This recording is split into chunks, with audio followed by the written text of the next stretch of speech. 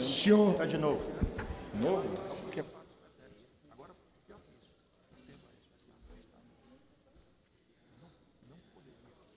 Pode falar, deputado.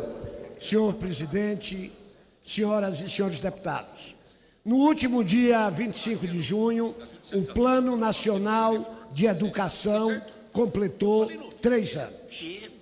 Infelizmente, não temos nada a comemorar.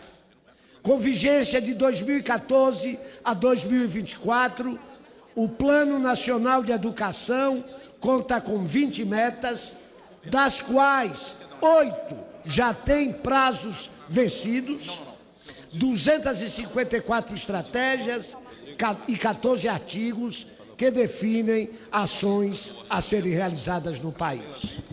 Não posso deixar de reconhecer que só de existir um Plano Nacional de Educação já é um grande avanço para o país. Desde a década de 30, um grande brasileiro, o baiano Anísio Teixeira, sonhava que as políticas educacionais desse país não fossem políticas de governo, e sim políticas de Estado.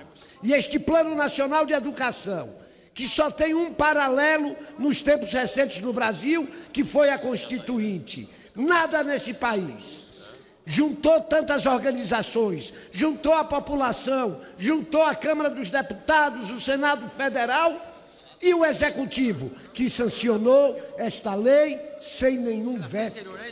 Pois bem, até hoje, senhor presidente, apenas 20% das metas intermediárias do Plano Nacional de Educação foram executadas. Isto quer dizer que de cada 5 metas do plano, apenas uma foi atingida. Isso é o retrato da prioridade que a sociedade brasileira dá à educação. Isto é o retrato do como a elite brasileira trata a educação do filho do trabalhador. Ninguém se incomoda com o fato do Plano Nacional de Educação estar sendo destruído. Por quê? Porque nenhum de nossos filhos, nenhum dos nossos netos estuda na rede pública. Quem estuda na rede pública é o filho do trabalhador. E, infelizmente, a elite brasileira continua falhando com a educação do filho do trabalhador. Uma das ações em atraso se refere à exigência que estados e municípios tenham os seus planos estaduais e municipais de educação. O prazo venceu em 2015 e até hoje o estado de Minas Gerais e o estado do Rio de Janeiro não têm planos estaduais de educação. Que descaso com a educação dos mineiros e dos cariocas.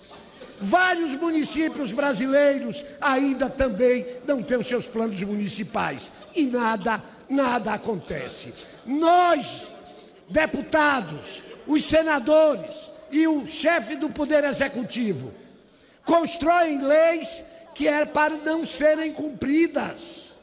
Um agente público, um governador do estado, se dar o desplante de não cumprir uma lei, como é que quer que o jovem, que não teve escola, que não tem trabalho, que não tem saúde, que não tem lazer, cumpra a lei? Quem precisa primeiro cumprir a lei nesse país é a elite desse país. Outra meta que está longe de ser cumprida é a universalização do atendimento de crianças de 4 a 5 anos na educação infantil. Um estado rico, como o estado de São Paulo, as crianças e famílias ficam em filas e mais filas para terem acesso à educação infantil. Hoje ainda temos 2.500.000 crianças no Brasil sem acesso à educação infantil e fora da escola. A faixa etária mais atingida é a de jovens de 15 a 17 anos. Deputado Manato, nós estamos fechando a porta das escolas para o adolescente brasileiro. Nós estamos fabricando Infelizmente, futuros marginais, nós estamos destruindo o futuro desse país, porque nem educação nós garantimos para essa juventude. O que falta, além da vontade política, porque, volto a dizer, educação só é prioridade no palanque. Quando se assume o governo, a primeira coisa que se faz é esquecer da educação. Que país assiste seus jovens de 14 e 15 anos no sistema público de ensino analfabetos? A escola brasileira é uma fábrica de analfabetos e ninguém é responsável por isso. Ninguém é responsável pelo fracasso da educação brasileira. Dona Maria, no interior de Pernambuco, que tem o seu filho de 14 anos, analfabeto, e pergunta quem é o culpado, quem é o responsável por isso. Ninguém se responsabiliza. Nesta casa, desde 2005, se discute a tal chamada responsabilidade educacional. Em 2014, foi criada uma comissão especial para dar o parecer do projeto de lei de responsabilidade educacional. O primeiro relator foi o deputado Raul Henri, do estado de Pernambuco, não conseguiu aprovar.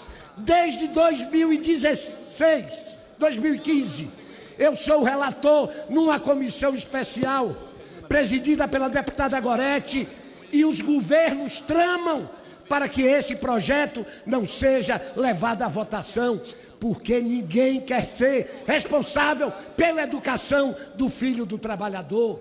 Esta é uma lei que diz quais são as condições mínimas para se ter uma educação básica de qualidade, diz da onde tirar o dinheiro para essa educação pública e pune o gestor, seja o presidente da República, seja o governador de estado, seja o prefeito, se ele tendo todas essas condições, a educação pública não avançar. Como podemos admitir retrocessos não justificados da educação do trabalhador, do filho do trabalhador brasileiro?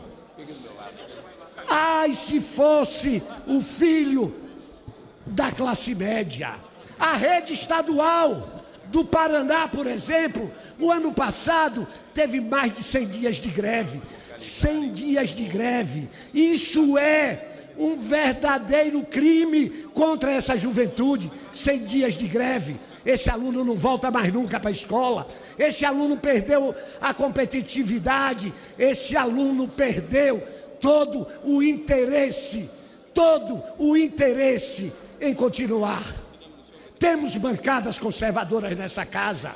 Hoje, dia do orgulho gay, é bom lembrar, sabem se reunir para tirar o ministro da Educação, sabe mandar tirar do currículo da Base Nacional Comum Curricular identidade de gênero e orientação sexual, mas nenhum tem a coragem de lutar pela melhoria da educação brasileira. Foram ao presidente da República fazer chantagem, mas não se mobilizam pela educação no Brasil e depois batem no peito. Eu defendo a educação.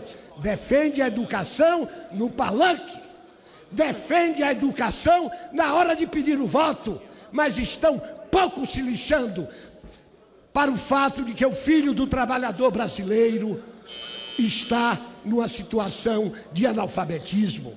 Quero fazer aqui um apelo ao ministro da Educação, Mendonça Filho, que tem interferido nesta casa para que a lei de responsabilidade educacional não avance. Senhor ministro, tenha compromisso com a educação brasileira. Vamos responsabilizar o gestor que, sem justificativa, admita na sua administração retrocessos, porque os nossos filhos e os nossos netos nós não colocamos em escola que, em vez de avançar, retroceda. Se a educação é prioridade, está na hora desta casa dar o exemplo e aprovar a lei de responsabilidade educacional. Obrigado, presidente. Senhor